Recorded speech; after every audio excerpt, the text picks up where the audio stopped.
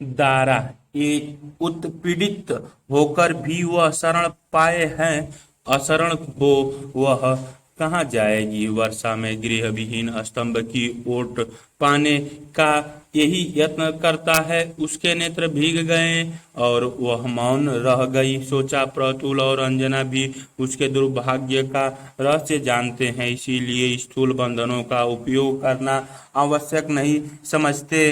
स्थूल बंधनों से कहीं अधिक दृढ़ परिस्थिति के सूक्ष्म अदृश्य बंधन ही उसे बांधे हैं। संदर्भ प्रस्तुत गद्यांश यशपाल द्वारा रचित उपन्यास दिव्या से लिया गया है। प्रसंग दास व्यापारी प्रतुल द्वारा दिव्या को मगध में एक दूसरे व्यापारी को बेच दिया गया है। दिव्या अपनी स्थिति पर विचार करती है और मौन रहने का निर्णय लेती है। व्याख्या दिव्या प्रतुल के यहाँ उत्पीड़न ही पा रही थी, उसकी एकमात्र सहारा धात्री को उससे अलग कर दिया गया था, किंतु यहाँ से उसे आश्रय तो मिला था। इस स्थान के अतिरिक्त उसका कोई ठिकाना नहीं था। प्रतुल और अंजना भी दिव्या की इस स्थिति से भली भांति परिचित थे, इसी कारण उस पर कोई कठोर नियंत्रण नहीं किया। दिव्या को दासी के रूप में प्राप्त होने वाले कष्टों एवं समस्याओं का ज्ञान है, किंतु अपनी कोख के कारण वह दासता के बंधन में रहना स्वीकार करती है। अपनी इस अवस्था में वह निराश्रय नहीं भटक सकती। परिस्थिति मनुष्य को अप्रत्यक्ष रूप से इसी प्रकार बांध देती है कि वह चाहकर भी स्वतंत्र नहीं हो सकता। विशेष दिव्या का संघर्ष नारी शोषण को प्रकट करता है। नारी के ममतामयी रूप को दिखाया गया है। नारी का आश्रय हेतु शोषण के का स्वीकार आज के समाज का भी सच्चाई है। वाक्य विन्यास सटीक एवं कसा हुआ है। दारुण व्यथा और आघात से उसके जड़ मस्तिष्क में केवल एक ही बात स्पष्ट थी, वेश्या स्वतंत्र नारी है, परतंत्र होने के कारण उसके लिए कहीं शरण और स्थान नहीं। दासी होकर वह परतंत्र हो गई। वह स्वतंत्र थी ही कब? अपनी संतान को पा सकने की स्वतंत्रता के लिए उसने दासत्व स्वीकार किया। अपना शरीर बेचकर उसने इच्छा को स्वतंत्र रखना चाहा, परंतु स्वतंत्रता मिली कहाँ? कुल नारी के लिए स्वतंत्रता कहाँ है?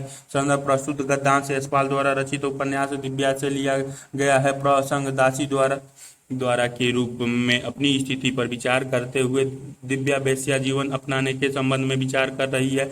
व्याख्या दिव्या को दासी के रूप में अनेक कष्टों और समस्याओं का सामना करना पड़ा, इसी कारण उसके मन में स्वतंत्र होने का भाव जन्म लेता है। जब वह कुल नारी थी तो समाज के नियमों में बंधी हुई थी। समाज के बंधन में रहते हुए वह अपने संतान की रक्षा नहीं कर सकती थी। अपने संतान के लिए ही उसने दासत्व को स्वीकार किया, किंतु उसे तब भी स्वतंत्रता ही प्राप्त हुई। दासी बनने के कारण अब उसे कहीं और शरण नहीं मिल सकती थी। वह निर्णय करती है कि यदि वेश्या स्वतंत्र नारी है तो वह भी वेश्या बनेगी, किंतु स्वतंत्र होगी।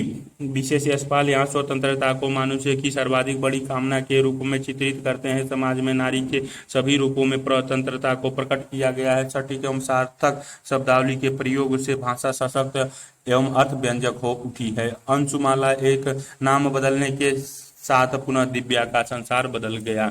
द्रव्य और विलास प्रवाह में, संगीत और नृत्य के भंवर में वह हंस शावक की भांति अविक्षिप्त निर्लिप्त तैरने लगी। उसके दुख के दुर्भेद कवच के भीतर उस विलास और विनोद के भंवर के जल की एक भी बूंद न गई। संदर्भ प्रस्तुत गद्यांश यशपाल द्वारा रचित उपन्यास दिव्या से लिया गया है। प्रसंग रत्न प्रभा द्वारा नर्तकी के रूप में दिव्या को एक नया नाम अंशुमाला दिया गया। इन पंक्तियों में नाम परिवर्तन के बाद की स्थिति का वर्णन किया गया है। व्याख्या दिव्या दासी के रूप में दारा नाम से अपने जीवन का निर्वाह कर रही थी। रत्न प्रभा के यहाँ उसे नया नाम और एक नया किरदार मिला।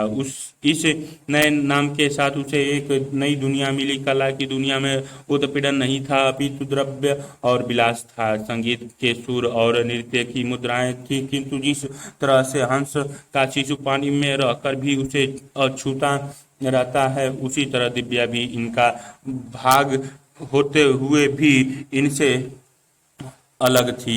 उसने अपने चारों ओर दुख का ऐसा कवच बना रखा था जिसके भीतर इस उत्सव और आनंद का एक भी कण प्रवेश नहीं करता था। विशेष हंस शावक के उदाहरण द्वारा विषयों से अनासक्ति को सफलतापूर्वक प्रकट किया गया है। प्रवाहमयी भाषा का प्रयोग किया गया है।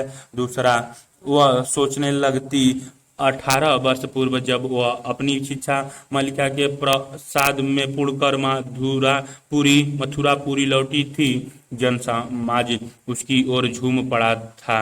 उस समय कौमुदी ने उससे कितनी ईर्ष्या की थी, परंतु कौमुदी की स्त्रियां किस बात के लिए थी?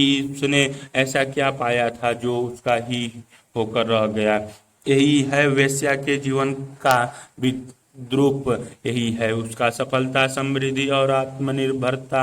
वेश्या देती है अपना अस्तित्व और पाती है केवल द्रव्य, परंतु पराश्रित कुलवधु अपने समर्पण के मूल्य में दूसरे पुरुष को पाती है, किसी दूसरे पर भी अधिकार पाती है। वेश्या का जीवन मोटी बत्ती और राल मिले तेल से पूर्ण दीपक की अनुकूल वायु में अति प्रज्वलित लौ की भांति या उल्कापात की भांति क्षणिक तीव्र प्रकाश करके शीघ्र ही समाप्त हो जाता है। कुलवधु का जीवन मध्यम प्रकाश से चिरकाल तक टिमटिमाते दीपक की भांति है। ममता भरी शरण के हाथ प्रतिकूल परिस्थितियों के झंझावत में उसकी रक्षा करते हैं। वह अपने निर्वाण से पूर्व अपने अस्तित्व से दूसरे दीप जलाकर अपना प्रकाश उनमें देख पाती है। स्वयं उसका निर्वाण हो जाने पर भी उसका प्रकाश बना रहता है। ऐसी परंपरा ही मनुष्य की अमरता है।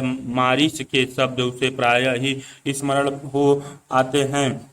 संदर्भ प्रस्तुत गदावतरण हिंदी की प्रगतिवादी उपन्यास परंपरा के शिखर पुरुष यशपाल द्वारा रचित प्रसिद्ध ऐतिहासिक उपन्यास दिव्या से लिया गया है। 1945 में रचित इस उपन्यास का केंद्रीय विषय नारी एवं वंचित वर्ग की समस्याओं का विश्लेषण है, जो तत्कालिक स्वाधीनता आंदोलन को सामाजिक स्वाधीनता की नई राह दिखलाता है। प्रसंग, ये पंक्तियां रत्न प्रभा सोचती हैं कि वेश्या कला में निपुण होकर भी अन्य स्त्रियों के समान सहज नहीं जी पाती। अपने पुराने समय को याद करती हुई रत्नप्रभा वेश्या व दूसरी स्त्री की जीवन स्थितियों पर विचार करती हैं। व्याख्या, रत्नप्रभा सोचती है कि जब वह 18 साल पूर्व अपनी शिक्षा प्राप्त कर लौटी थी तो संपूर्ण समाज उसकी ओर झूम उठा था। संपूर्ण कौमुदी में उससे स्त्रियां थी। वेश्या के जीवन की विद्रूपता यही है कि उसका शरीर काला दूसरों के लिए है, उसका कुछ नहीं। एक वेश्या व पराश्रित कुलवधु में यही अंतर है कि वेश्या अस्तित्व के समर्पण के बदले धन पाती है, जबकि कुलवधु किसी पुरुष पर अधिकार पाती है। वेश्या का जीवन क्षणिक तीव्र प्रकाशमान दीपक की भांति है, जबकि कुलवधु का चिरकाल तक मध्यम प्रकाश वाले दीपक समान है और कई ममता भरे हाथ उसकी शरण के लिए तैयार रहते हैं। जबकि वेश्या को यह नसीब नहीं हो पाता। जैसे ही वेश्या निर्वाण को प्राप्त करती है, उसका प्रकाश भी बुझ जाता है, अर्थात कला का अस्तित्व भी मिट जाता है। विशेष लेखक ने वेश्या जीवन की विद्रूपताओं का चित्रण किया है। इसी विडंबना का चित्रण मारिस ने भी निम्न कथन से किया है: वेश्या स्वतंत्र नहीं, उसका स्वतंत्रता का भोग संपूर्ण जन करता है, वेश्या नहीं। प्रश्नवाचक शैली वैचारिक प्रवाह को प्रभावी बनाता है। सूत्र शैली का जानदार प्रयोग किया गया है। वेश्या देती है अपना अस्तित्व और पाती है केवल द्रव्य। उदाहरण शैली का प्रयोग कथा की भावपूर्ण व मूर्त अभिव्यक्ति करता है। तीसरा, परलोक में अधिक भोग का अवसर पाने की कामना से किया गया यह त्याग नहीं। तुम्हारी आशा और विश्वास के अनुसार यह त्याग भोग की आशा का मूल्य है। भोग की इच्छा है तो साधन रहते भोग करो।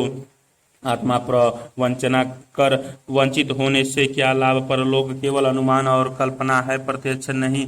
जो तुम्हें परलोक का विश्वास दिलाता है, उसने परलोक को दूसरे के कथन मात्र से जाना है और दूसरे ने किसी और के कथन से। परलोक को स्वयं देख कर किसी ने उसके सत्य होने का साक्ष्य नहीं दिया। नित्य के व्यवहार में ऐसे प्रमाण पर कोई विश्वास न करेगा। ऐसे प्रमाण के आधार पर प्रकट स्थूल जीवन को न्यौछावर कर देना क्या बुद्धिमानी है? संदर्भ प्रस्तुत गदावतरण हिंदी की प्रगतिवादी उपन्यास परंपरा के शिखर पुरुष यशपाल द्वारा रचित प्रसिद्ध ऐतिहासिक उपन्यास दिव्या से लिया गया है। 1945 में रचित इस उपन्यास का केंद्रीय विषय नारी एवं वंचित वर्ग की समस्याओं का विश्लेषण है, जो तत्कालीन स्वाधीनता आंदोलन की सामाजिक स्वाधीनता की नई राह दिखलाता है। प्रसंग रत्न प्रभा वर्तमान जीवन की पूर्णता से वंचित होने पर अपनी कला से अर्जित धन का एक भाग यज्ञ बलि में अर्पण करती है, ताकि इस जन्म के पुण्य से वह परलोक और पुनर्जन्म में पूर्णता पा सके।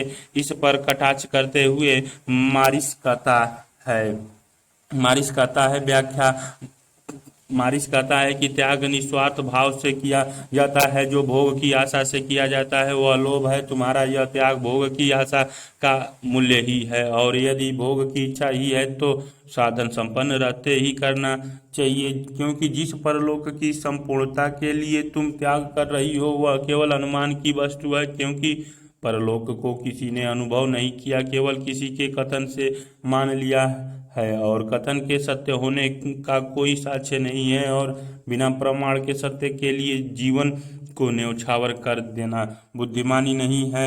विशेष यशपाल ने मानवतावादी जगत की व्याख्या भौतिक नजरिए से की है। परलोकवाद का खंडन व यही लोकवाद की स्थापना की गई है, जो मार्क्सवादी विचारों के करीब है। सूत्र शैली का प्रयोग जानदार है। परलोक से अधिक भोग और भोग का अवसर पाने की कामना से किया गया त्याग नहीं। तत्समी भाषा शैली वैचारिक प्रभाव व विश्लेषण को सारगर्भित बनाता है। दिव्या में ही यशपाल ने मारिस के माध्यम से परलोकवाद पर प्रश्न खड़े किए हैं। जिस स्थूल प्रत्यक्ष जगत और शरीर का अनुभव संपूर्ण जन करता है, उसे भ्रम मानना कहाँ तक सत्य है? 4 मृत्यु के बाद तुम परलोक किस प्रकार का प्राप्त करोगी? जीवात्मा से देवी ब्रह्मवादियों का जीवात्मा कुछ नहीं है, वह भी केवल अनुमान और कल्पना है। मनुष्य की विचार और अनुभव की शक्ति इस स्थूल शरीर के ही सूक्ष्म गुण हैं, वैसे ही जैसे स्थूल पुष्प में सूक्ष्म सुगंध वास करती है, जैसे तेल और बत्ती के जलने की क्रिया का फल प्रकाश है। निर्वाण पश्चात दीपक का प्रकाश कहाँ जाता है? दीपक या सूर्य से पृथक होने पर प्रकाश का अस्तित्व कहाँ रह जाता है? देवी, इस प्रकार जीवात्मा को जानो। जीव से पृथक आत्मा कहाँ है? उसका अस्तित्व कैसे संभव है? संदर्भ प्रस्तुत गदावतरण हिंदी की प्रगतिवादी उपन्यास परंपरा के शिखर पुरुष यशपाल द्वारा रचित प्रसिद्ध ऐतिहासिक उपन्यास दिव्या से लिया गया। 1945 में रचित इस उपन्यास का केंद्रीय विषय नारी एवं वंचित वर्ग की समस्याओं का विश्लेषण है, जो तत्कालिक स्वाधीनता आंदोलन को सामाजिक स्वाधीनता की नई राह दिखलाता है। प्रसंग ये पंक्तियां रत्न प्रभा के परलोक व पुनर्जन्म की प्रति आस्था के लिए कटाक्ष करते हुए मारिस कहता है व्याख्या। मारिस रत्न प्रभा को उदाहरणों व तर्कों के माध्यम से आत्मा व पुनर्जन्म की अवस्था का खंडन करता है। वह कहता है कि मृत्यु बाद तुम परलोक जिस जीवात्मा से प्राप्त करना चाहती हो, वह जीवात्मा का वास्तविक नहीं, केवल विश्वास व अनुमान की वस्तु है। जीवात्मा का शरीर से भिन्न अस्तित्व नहीं है। जिस प्रकार मनुष्य में विचार व अनुभव की शक्ति इस स्थूल शरीर का भाग है, फूल की सुगंध उसी का अंश है, एवं दीपक का प्रकाश दीपक का ही भाग है, इस प्रकार जीवात्मा शरीर से भिन्न नहीं है। जिस प्रकार दीपक या सूर्य से पृथक प्रकाश का अस्तित्व नहीं, उसी प्रकार जीवात्मा का शरीर से पृथक नहीं है। अतः उसे जानो व कर्म कांडों को त्याग दो। विशेष मारिस अलौकिक आस्थाओं पर चोट कर परलोकवाद का खंडन करते हैं। मार्क्सवादी दर्शन का चार्वाक दर्शन का प्रत्यक्ष प्रभाव है। उपमा शैली का सटीक उदाहरणों से प्रयोग किया गया है। जीवात्मा की व्याख्या में ठोस तर्कों का प्रयोग है।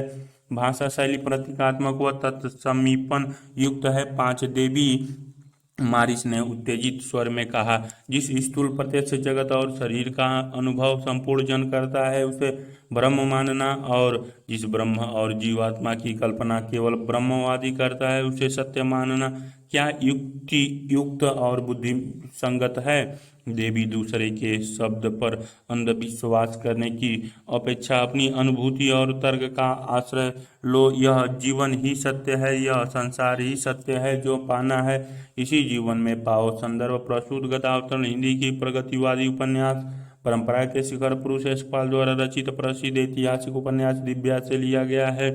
1945 में रचित इस उपन्यास का केंद्रीय विषय नारी एवं वंचित वर्ग की समस्याओं का विश्लेषण है, जो तत्कालिक स्वाधीनता आंदोलन को सामाजिक स्वाधीनता की नई राह दिखलाता है। प्रसंग रत्न प्रभा द्वारा परलोक में जीवन की पूर्णता को प्राप्त करने की आकांक्षा को मारिस असत्य मानते हुए वर्तमान जीवन व संसार को ही सत्य मानने का आग्रह करता है। व्याख्या मारिस रत्न प्रभा से कहता है कि परलोक केवल भ्रम कल्पना है जिसे सिर्फ ब्रह्मवादी करता है, जबकि सत्य यह स्थूल जगत व संसार है जिसे हर व्यक्ति अनुभव करता है। अतः स्थूल जगत व शरीर को ही आत्मा की बजाय सत्य मानना अधिक तर्कपूर्ण व बुद्धिमानी युक्त है। अतः अंधविश्वास करने की अपेक्षा तर्क व अनुभूति का आश्रय लो। यह जीवन ही सत्य है, अतः परलोक की आशा के बजाय जो पाना है इसी जीवन में प्राप्त करो। विशेष मारिस ने मानववादी नजरिए से परलोकवाद का खंडन व इहलोकवाद का मंडन किया है। यह मार्क्सवादी दर्शन के मानववाद के करीब है।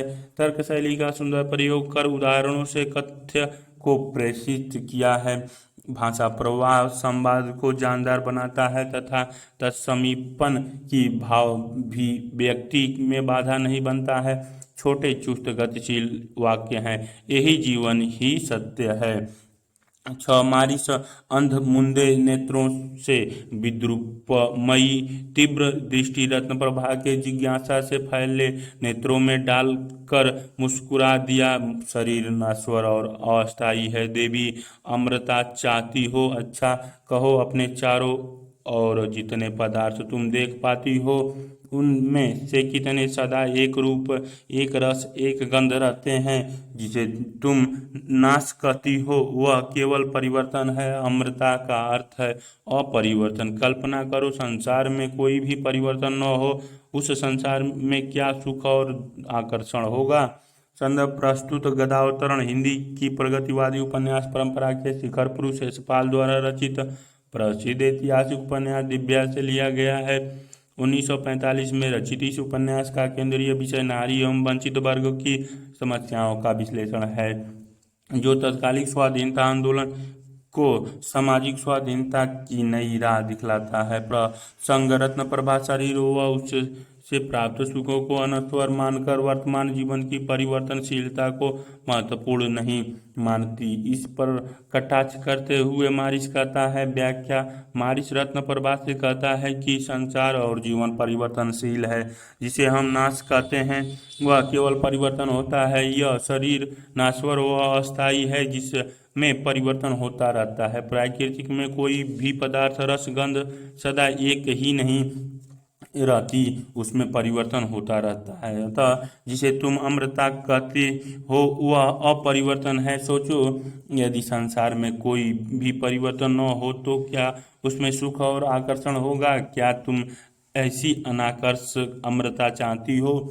विशेष मारिस ने संसार को परिवर्तनशील व्यक्त किया है। यह बौद्ध धर्म के क्षणवाद दर्शन का प्रभाव है।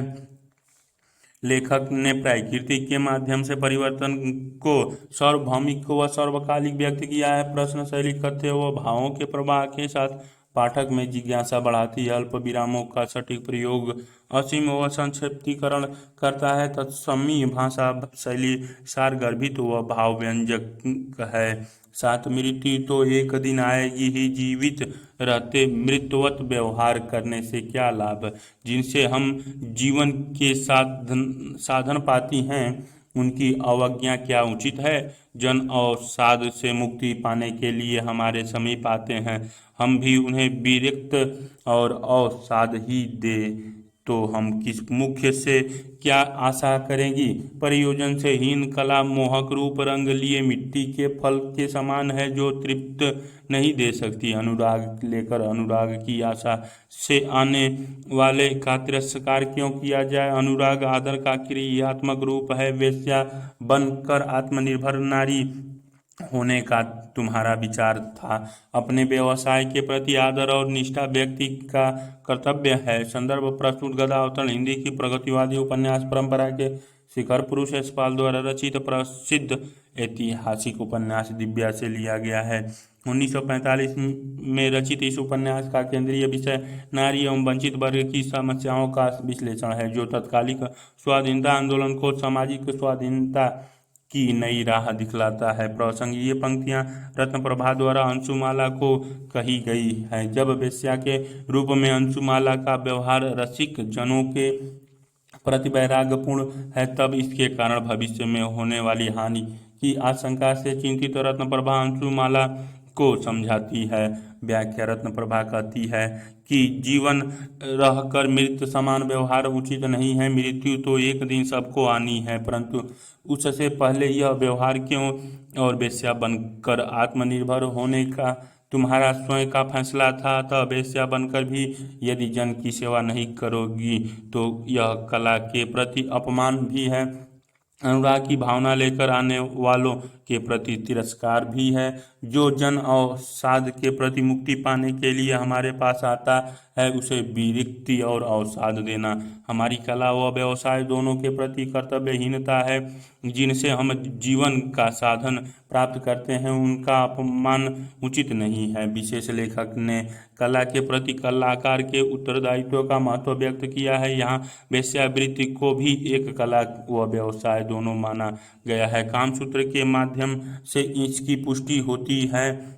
प्रयोजन से हीन कला को मिट्टी समान माना है, अर्थात ऐसी कला का कोई उपयोग नहीं। प्रश्नवाचक शैली का प्रयोग संवाद कला में पाठक को जिज्ञासु बनाकर रचना से बांधे रखता है। सूत्र शैली का सटीक प्रयोग प्रयोजन से हीन कला मोहक रूप रंग लिए मिट्टी के फल के समान है। भाषा शैली में तत्समीपन की सुंदरता है, बाध्यता नहीं। 8 अंशुमाला के लिए गत जीवन की स्मृति बीभत्स और दारुण थी। भविष्य की कल्पना शून्य है। गत जीवन के दुखों की स्मृति से वह अंशु न बहाती, यदि बहाती तो किसी दुख को लेकर। सुख की आशा और कामना भी वह न करती। सुख है क्या उसने सोचा, संपन्न परिवार, अनुरूप पति, सुंदर संतान, वह सब पाया और नहीं रहा, और उस सबके परिणाम में पाया दुख उसे स्मरण हुआ। स्थवीर चिवुक ठीक कहते थे, सुख और दुख अनिश्रेय है। सुख की इच्छा से ही दुख होता है। संसार में जितना सुख है उससे बहुत अधिक दुख है। जब संसार ही दुखपूर्ण है तो वह उससे भाग कर कहाँ जाएगी। अंशु सहिष्णुता की जड़ता में अपने प्रति निरपेक्ष होकर शांत थी। उसके जीवन की चेष्टा प्रयोजन हित थी। उसका मस्तिष्क अपने प्राकृतिक स्वभाव के कारण विचार अवश्य करता, परंतु उस विचार में प्रयत्न और निर्माण की प्रवृत्ति न रही थी। केवल विरक्ति और अनासक्ति का भाव था। एक तर्क जो सब और व्यर्थता खोजता था। संदर्भ प्रस्तुत गदा अवतरण हिंदी की प्रगतिवादी उपन्यास परंपरा के शिखर पुरुष यशपाल द्वारा रचित प्रसिद्ध ऐतिहासिक उपन्यास दिव्या से लिया गया। 1945 में रचित इस उपन्यास का केंद्रीय विषय नारी एवं वंचित वर्ग की समस्या का विश्लेषण है, जो तत्कालिक स्वाधीनता आंदोलन को सामाजिक स्वाधीनता की नई राह दिखलाता है। प्रसंग अंशुमाला को देखकर याद करने पर मारिस को उसका कुमारी दिव्या के रूप में जीवन याद आता है। तब दिव्या जीवन के बीते क्षणों के बारे में सोचने लगती है। व्याख्या अंशुमाला उस जीवन मोड़ पर खड़ी थी जहां उसका गत जीवन बीभत्स व दारुण था तथा भविष्य उसके लिए शून्य समान था, अर्थात गत जीवन दुखों से भरा था और इसी कारण वह भविष्य की कामना नहीं कर पा रही थी। गत दुखों को याद कर वह रोना नहीं चाहती, क्योंकि किस किस दुख को लेकर रोती। ना ही वह सुख की कामना करती, क्योंकि उसने संपन्न परिवार, पति, संतान पाया, लेकिन इसी से दुख उत्पन्न हो गया था। वह अतः वह समझ गई थी कि सुखों की कामना ही दुख का मूल्य है। अतः जब संसार ही दुखपूर्ण है तो वह इससे भागकर नहीं जाएगी, लेकिन उसका जीवन प्रयोजन रहित था। उसके विचार में प्रयत्न व निर्माण की जगह विरक्ति व अनासक्ति का भाव अधिक था। विशेष यशपाल ने बौद्ध धर्म पर प्रतिपादित किया है कि संसार दुखमय और दुखों का कारण है, सुख की तृष्णा। यशपाल ने व्यक्त किया है कि सांसारिक पूर्तियां दुखों का अंत नहीं, बल्कि एक नए दुख की आवृत्ति का संकेत है। सूत्र शैली असीम को समीप में समेटती है। सुख और दुख अनिश्चय है। छोटे छोटे वाक्य, अल्प विरामों का सटीक प्रयोग कथ्य के शिल्प को उत्कृष्ट बनाता है। यह भौतिकवादी भोगवादी जीवन का कटु यथार्थ है कि एक इच्छा की पूर्ति नई इच्छा को जन्म देती है, जो पुनः दुखों का कारण बनती है। दिव्या के समान विरक्ति व अनासक्ति का भाव स्कंदगुप्त में भी व्याप्त था। मारिस ने कुछ क्षण ग्रीवा झुकाकर अंशु के उत्तर पर विचार किया और बोला, भद्रे, प्रयत्न और चेष्टा जीवन का स्वभाव और गुण है। जब तक जीवन है, प्रयत्न और चेष्टा रहना स्वाभाविक है। मारिस के स्वर में उत्तेजना और तीव्रता दूर होकर आर्द्रता आ गई। भद्रे, जीवन में एक समय प्रयत्न की असफलता मनुष्य का संपूर्ण जीवन नहीं है। जीवन का हम अंत नहीं देख पाते, वह निस्सीम है। वैसे ही मनुष्य का प्रयत्न और चेष्टा भी सीमित क्यों हो। असमर्थ्य स्वीकार करने का अर्थ है जीवन में प्रयत्नहीन हो जाना, जीवन से उपराम हो जाना। संदर्भ प्रस्तुत गदावतरण हिंदी की प्रगतिवादी उपन्यास परंपरा के शिखर पुरुष यशपाल द्वारा रचित प्रसिद्ध ऐतिहासिक उपन्यास दिव्या से लिया गया है। 1945 में रचित इस उपन्यास का केंद्रीय विषय नारी एवं वंचित वर्ग की समस्याओं का विश्लेषण है, जो तत्कालिक स्वाधीनता आंदोलन को सामाजिक स्वाधीनता की नई राह दिखलाता है। प्रसंग अंशुमाला जब अच्छे जीवन जीने का प्रयत्न व चेष्टा से हार गई, तब वेश्या के रूप में जीवन जीना स्वीकार करती है। तब मारिस तत्कालिक प्रयास से निराश अंशुमाला के इस जीवन के वमन पर प्रतिवाद करते हुए कहते हैं। व्याख्या: मारिस कहते हैं कि मानव द्वारा प्रयत्न व चेष्टा करना जीवन का स्वभाव है और गुण है। जब तक जीवन है, प्रयत्न और चेष्टा रहना स्वाभाविक है। जीवन में प्रयत्न और चेष्टाएं सीमित नहीं, लगातार करते रहना चाहिए, क्योंकि एक समय प्रयत्न की असफलता जीवन का अंत नहीं होता है। जीवन असीम है, इसलिए असमर्थ स्वीकार कर प्रयत्नहीन हो जाना जीवन से मुंह मोड़ने के समान है। विशेष यशपाल ने प्रयत्न व चेष्टा को मानव का स्वाभाविक गुण बताया है। जीवन की सफलता को व्यापक संदर्भों में देखा गया है। केवल एक प्रयत्न का असफल होना जीवन की असफलता नहीं है। गद्यांशों में सूत्र शैली का सुंदर प्रयोग किया गया है। प्रयत्न व चेष्टा जीवन का स्वभाव और गुण है। संवाद शैली में संवाद छोटे व चुस्त हैं, जो कथ्य की सटीक अभिव्यक्ति करते हैं। भाषा शैली तत्व समीपन को धारण करती है, जो उपन्यास के ऐतिहासिक काल, संदर्भ व सूक्ष्म विश्लेषण के लिए आवश्यक भी है। प्रासंगिकता: वर्तमान में जीवन की किसी घटना में असफल होकर युवाओं द्वारा की जा रही आत्महत्याओं के संदर्भ में सटीक है कि एक प्रयत्न की असफलता जीवन की असफलता नहीं है।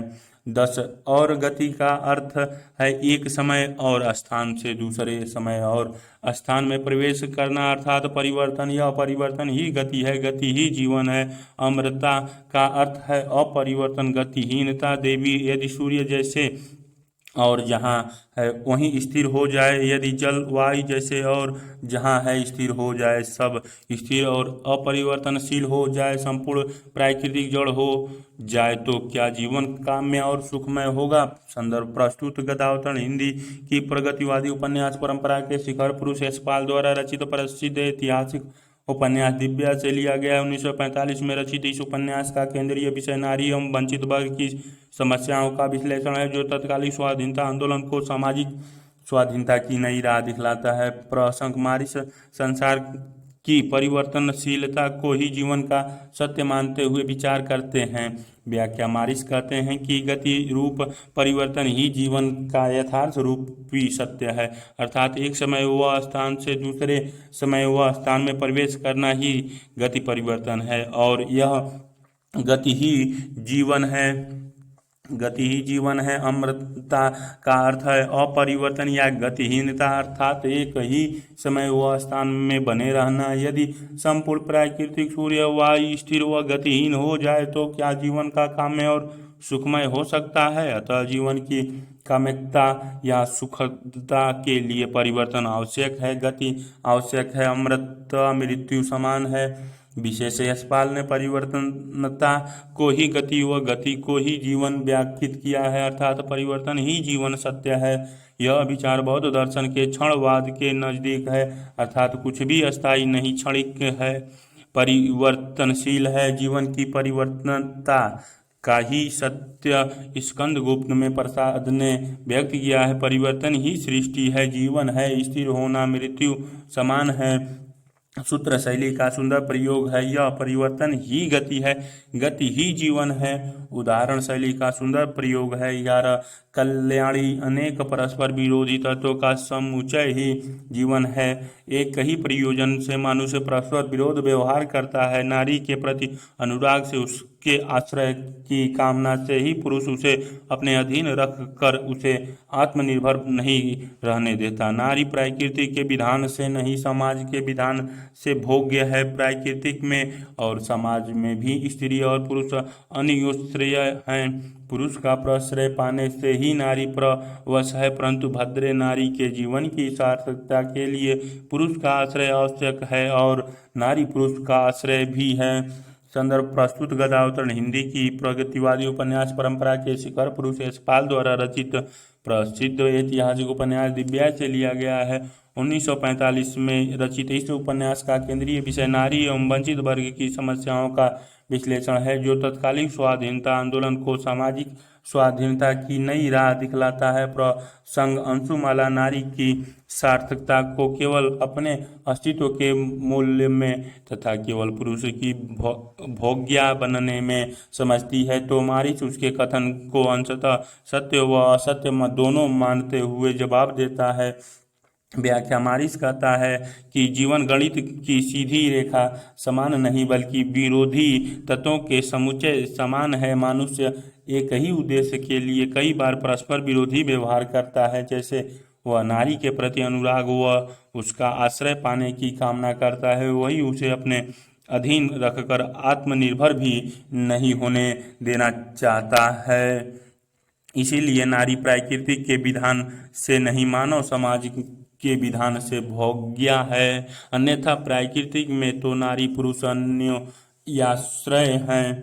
पुरुष का आश्रय पाने के लिए नारी विवश हो भी है, परंतु नारी जीवन की सार्थकता के लिए पुरुष का आश्रय भी आवश्यक है। साथ ही नारी पुरुष का आश्रय भी है, अर्थात दोनों एक दूसरे पर अन्योश्रित हैं। विशेष यशपाल की सूक्ष्म दृष्टि ने नारी प्रसवता के कारणों का संधान किया है कि प्राकृतिक में नारी पुरुष समान है। प्रवशता सामाजिक विधान से लेखक ने प्राकृतिक व समाज में स्त्री पुरुष संबंधों को व्याख्यात किया है कि दोनों अन्योश्रित हैं तथा आपसी आश्रय से ही नारी पुरुष जीवन की सार्थकता पूर्ण होती है। यशपाल की भाषा शैली में सूत्र शैली महत्वपूर्ण विशेषता है। नारी प्रकृति के विधान से नहीं, समाज के विधान से भोग्या है। भाषा तत्समीपन को लिए हुए है, लेकिन पाठक के लिए भावार्थ ग्रहण करने में दुरूहता नहीं होती है। वर्तमान में भी समाज में अनेक परंपराओं, कुरीतियों, सामाजिक नियमों से नारी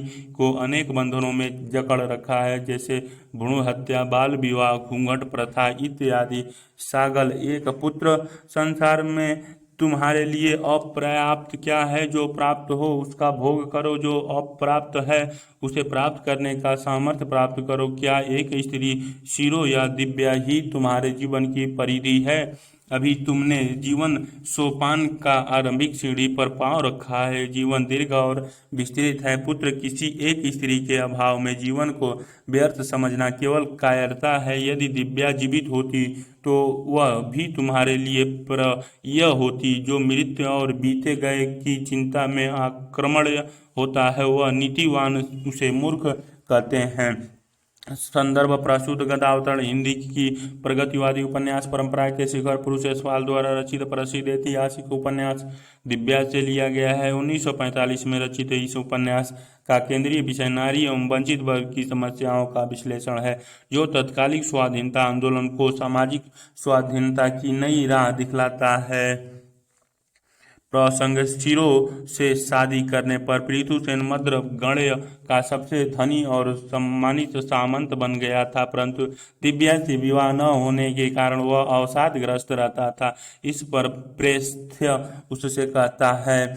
व्याख्या, प्रेस्थ अपने सामंतवादी दृष्टिकोण से पृथुसेन से कहता है कि तुम शिरो से शादी करो, सामर्थ्यवान बन गए हो, अतः जो प्राप्त है उसका भोग करो और जो अप्राप्य है उसे प्राप्त करने का सामर्थ्य प्राप्त करो। तुम्हें एक दिव्या या शिरो जैसी स्त्री की परिधि में नहीं बंधना चाहिए, अर्थात दिव्या के अभाव में अपने जीवन को व्यर्थ समझना कायरता है। यदि दिव्या जीवित होती तो तुम आज उसे भी भोग सकते थे, परंतु जब वे है ही नहीं और जो बीत गया उसकी चिंता में अकर्मण्य होना मूर्ख होना है।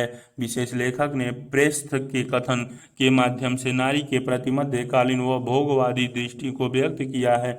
लेखक ने उपयोगितामूलक प्रेम का चित्रण किया है। यशपाल ने नारी असीमता का प्रश्न उठाया है। वाक्य विन्यास चुस्त व गतिशील है। संवाद शैली सहज प्रवाह को धारण करती है। दो, मैं तुम्हारी कृति दासी नहीं हूँ, तुम मेरे आश्रित हो, मैं तुम्हारी आश्रिता नहीं हूँ। मैं तुम्हारे पिंजरे में बद सरिका नहीं हूँ, केवल तुम्हारी अंग सेवा के लिए दासी नहीं हूँ। तुम वेश्याओं से विलास नहीं करते, कितनी दासियां तुम्हारी परियक सेवा के लिए हैं। भोग के भिन्न भिन्न सुखों और रसों के लिए तुम्हें कितनी नारियां चाहिए। मेरे लिए भी संसार में केवल तुम ही एक पुरुष नहीं हो, तुम जैसे अनेक और तुमसे श्रेष्ठ अनेक। मैं द्विज कुल की पत्नी दासी नहीं हूँ, मेरी धमनियों में यवन विजेता का रक्त है। मैं तुम्हारे वंश रथ की धुरी खींचने के लिए बछड़े उत्पन्न करने वाली गाय नहीं। यदि तुम मेरा अपमान करोगे, मेरे लिए विस्तृत जनसमाज है।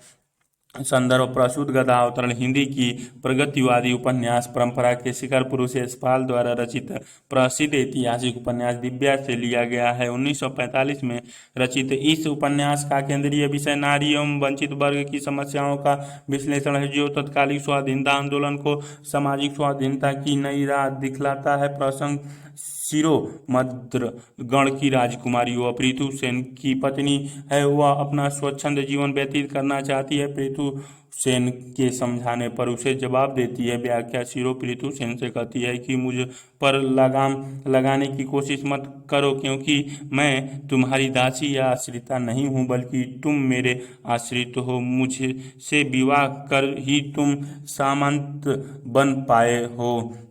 वह स्त्री पुरुष समानता की बात करते हुए कहती है कि जब तुम अनेक स्त्रियों का भोग कर सकते हो तो मेरे लिए भी अनेक पुरुष हैं और मेरे भीतर यवन विजेता का रक्त है। अतः अपने वंश चलाने के लिए संतान उत्पन्न करने वाली गाय समान मासूम न समझता।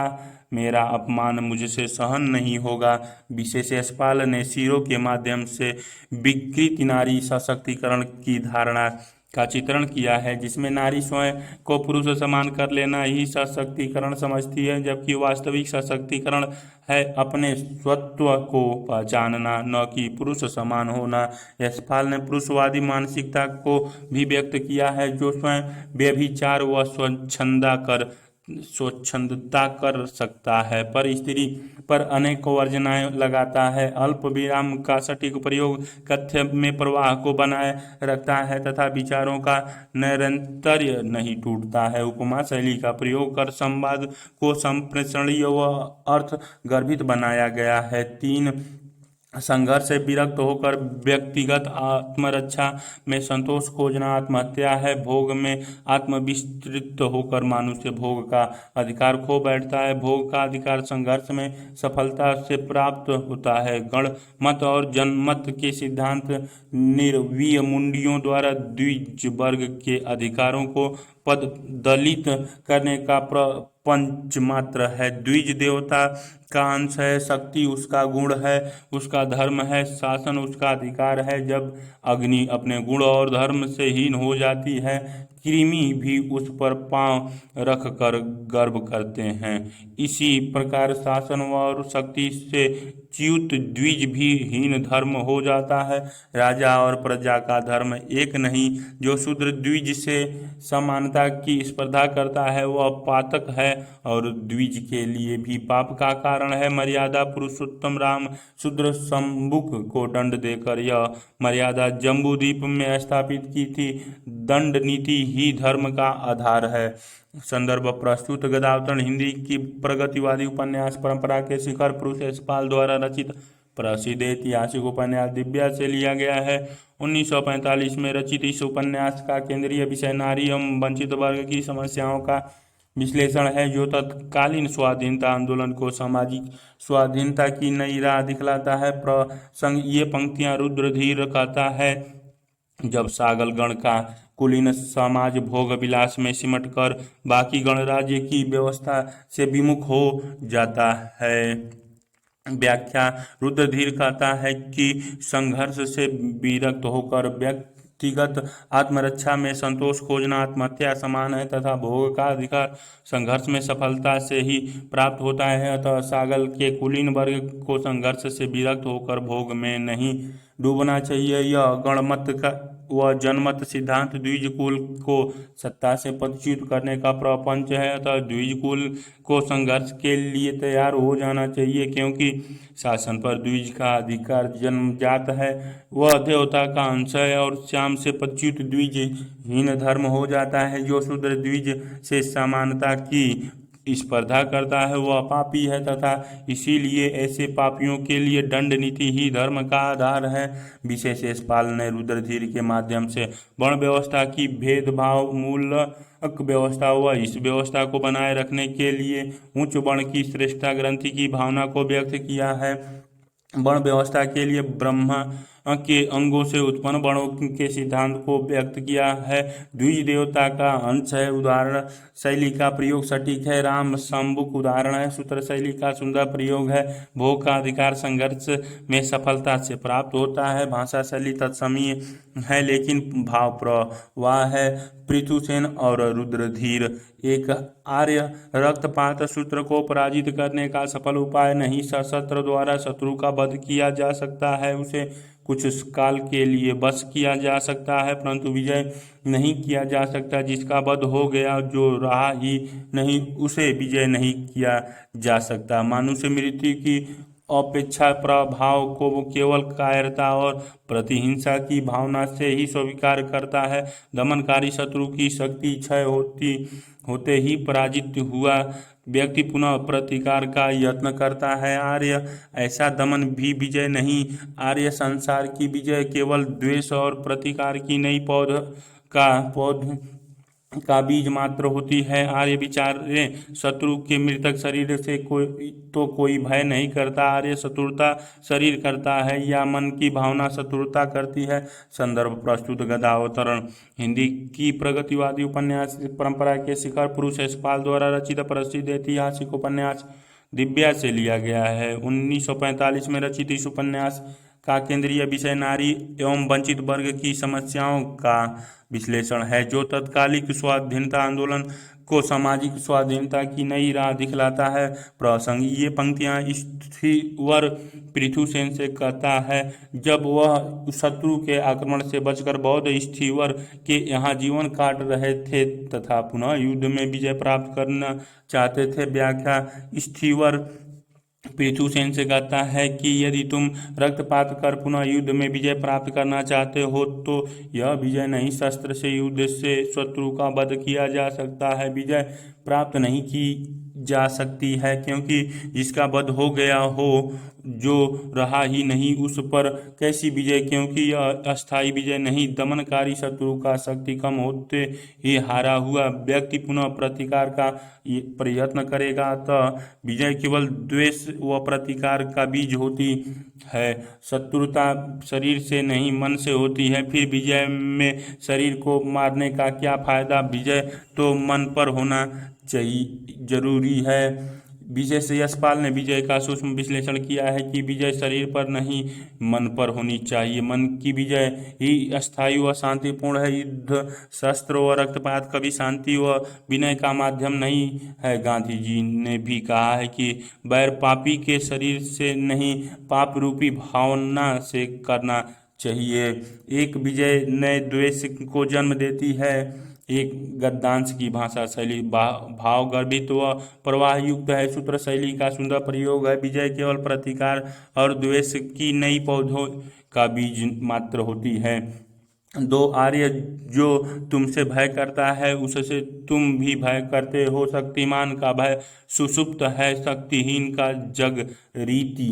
भय का कारण होने से भय अवश्य होगा। निर्भय ही वही है जो भय के कारण उससे मुक्त है। तुम्हारी शक्ति से यदि दूसरा भयभीत है तो उसका भयभीत रहना तुम्हारे भय का गुप्त बीज है। अनुकूल भूमि और शत्रु ऋतु पाने से भय का यह बीज किसी भी समय अंकुरित हो सकता है। आर्य, ऐसी अवस्था में शक्ति अभय का नहीं, भय का ही कारण है। अन्य के भय का और अपने भय का भी है। संदर्भ, प्रस्तुत गद्यांश यशपाल द्वारा रचित उपन्यास दिव्या से लिया गया है। प्रसंग, यह स्थिवीर चिबुक पृथुसेन को भय के संबंध उपदेश दे रहे हैं। व्याख्या, स्थिवीर पृथुसेन को समझाते हैं कि एक व्यक्ति का भय दूसरे व्यक्ति के भय को जन्म देता है। जो व्यक्ति शक्तिशाली होता है उसे केवल अपने भय का ज्ञान नहीं होता, भय तो उसके भीतर भी होता ही है। कमजोर व्यक्ति अपने भय से परिचित रहता है। यदि कोई व्यक्ति किसी दूसरे व्यक्ति के भय का कारण है तो वही कारण स्वयं उस व्यक्ति के भय का आधार है। यह आधार सही समय का अनुकूल परिस्थिति पाकर अपना विस्तार कर सकता है। भय निर्भय वही व्यक्ति हो सकता है जिसके पास भय का कोई कारण नहीं हो। इसी कारण शक्ति कभी सुख का कारण नहीं हो सकती है। यह दूसरे व्यक्ति के साथ व्यक्ति के स्वयं के भय का कारण भी बन सकती है। विशेष यशपाल शक्ति के निरर्थकता को प्रकट करते हैं। मनुष्य को अपने साथ ही दूसरों के प्रति भी भय मुक्ति व्यवहार करने को प्रेरित किया गया है। सटीक एवं सार्थक शब्दों का प्रयोग किया गया है। मल्लिका एक ऐसी कला का रस पाने के लिए ज्ञान, प्रयत्न और संस्कार की आवश्यकता थी। जैसे समाधि और ध्यान का आनंद केवल अभ्यास से पाया जा सकता है, वह कला रूप और स्वर की सम्मोहक शक्ति से विगत कला की शुद्ध आत्मा थी। परंतु साधारण जन की दृष्टि में कला का निर्जीव उपचार मात्र जन के लिए उस काल की अनुभूति उतनी ही दुस्साध्य थी जैसे शरीर के बंधन से मुक्त आत्मा का ज्ञान। रसिक समाज आदर तो मल्लिका का करता परंतु संतोष ढूंढता था। वसुमित्र और कुसुम सेना के यौन से किलकते सालों में दूर देश से ज्ञानी अब भी विमर्श के लिए देवी मल्लिका की ही कालापीठ में पधारते थे। संदर्भ, प्रस्तुत गदावतरण हिंदी की प्रगतिवादी उपन्यास परंपरा के शिखर पुरुष यशपाल द्वारा रचित प्रसिद्ध ऐतिहासिक उपन्यास दिव्या से लिया गया है। 1945 में रचित इस उपन्यास का केंद्रीय विषय नारी एवं वंचित वर्ग की समस्याओं का विश्लेषण है, जो तत्कालिक स्वाधीनता आंदोलन को सामाजिक स्वाधीनता की नई राह दिखलाता है। प्रसंग भद्रगण में वर्णाश्रम धर्म व द्विज कुल की मर्यादा पुनः स्थापित हो गई, किंतु कला अपने पुराने वैभव स्वरूप को प्राप्त न कर सका। इसे रेखांकित करते हुए लेखक यशपाल का यह कथन है। व्याख्या: यशपाल व्यक्त करते हैं कि कला का रस पाने के लिए ज्ञान, प्रयत्न और संस्कार की आवश्यकता होती है। जैसे समाधि और ध्यान का आनंद प्राप्त करने के लिए अभ्यास आवश्यक है, नित्य संगीत व काम कला का संपूर्ण ज्ञान सम्मोहक शक्ति मल्लिका के पास थी, परंतु यौवन बीत जाने के कारण जनसाधारण की दृष्टि में उसकी कला निर्जीव थी, और साधारण जन के लिए मल्लिका की कला की अनुभूति उतनी ही मुश्किल थी जितनी शरीर से भिन्न आत्मा की अनुभूति। इसीलिए रसिक समाज के मन में कला के लिए आदर तो मल्लिका के लिए था, लेकिन उन्हें संतोष वसुमित्रा व कुसुम सेना के यौवन से प्राप्त होता था। विशेष लेखक ने कला के सर्जना व प्राप्ति के लिए आवश्यक तत्वों को चिन्हित किया है। गद्यांश में सूत्र शैली का प्रयोग संक्षिप्त में असीम कथ्य की अभिव्यक्ति करता है। तत्समयी शब्दावली का प्रयोग किया गया है। यथा चतुस्सालों तत्समयी भाषा शैली सूक्ष्म विचारों की अभिव्यक्ति सहज व प्रभाव बनाती है।